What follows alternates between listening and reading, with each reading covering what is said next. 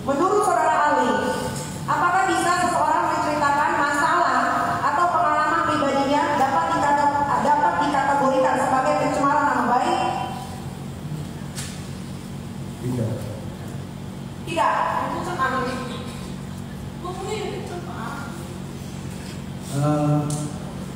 Tidak, tapi saya mendengar konteksnya dulu.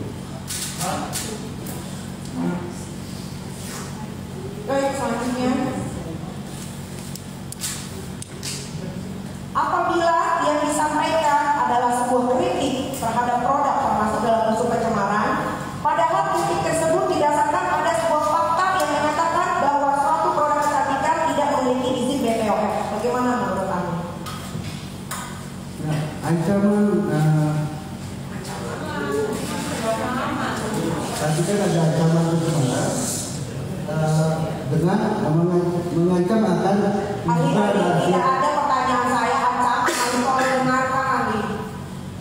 Apabila yang disampaikan adalah sebuah kritik terhadap produk termasuk dalam unsur pencemaran, padahal kritik tersebut didasarkan pada sebuah fakta yang menyatakan bahwa suatu produk kecantikan tidak memiliki izin BPOM.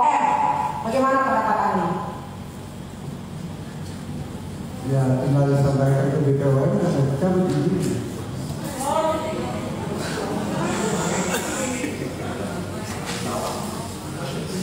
Masih ada pertanyaan?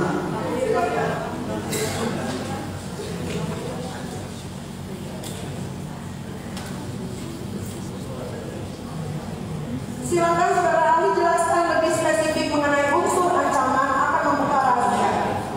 Ya, dengarkan ini baru ada ancamannya ya. Apakah rahasia yang diancam akan dibuka tersebut oleh yang memiliki sifat ilegal di dalamnya?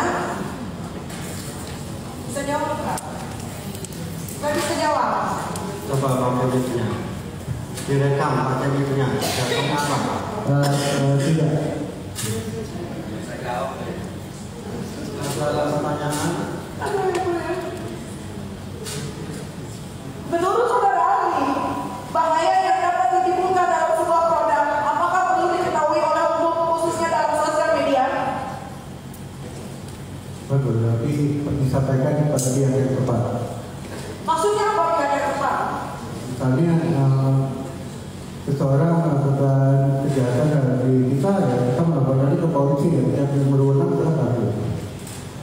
Tapi kan polisi harus ada laporan dulu nih. Dia tidak akan mau bergerak kalau tidak ada laporan. Begitu juga dengan BPOM. Dan ini masalahnya produk kecantikan yang tidak ada izin BPOM-nya dan produk berbahaya. Ini fakta.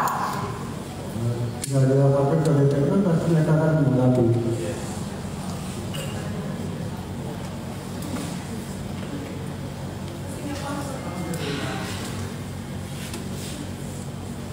Apakah hal-hal yang patut diketahui oleh umum juga dikategorikan sebagai rahasia, sebagaimana dalam pasal 27B ayat 2 Undang-Undang ITE?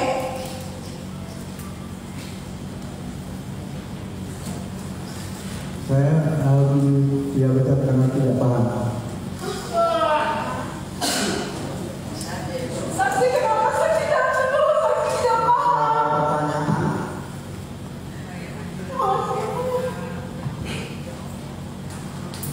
Silahkan dilanjutkan sama sebanyak sidang mengambil.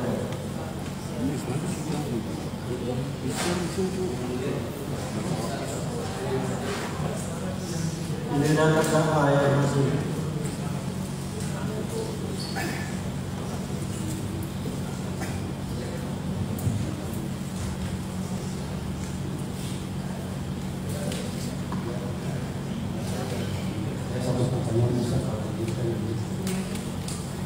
Lewat terdakwa aja, itu bolak-balik.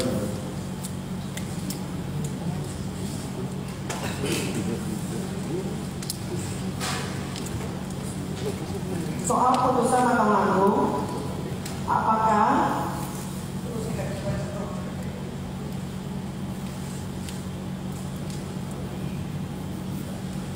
soal putusan Mahkamah Agung, apakah rekaman itu boleh dilakukan atau tidak?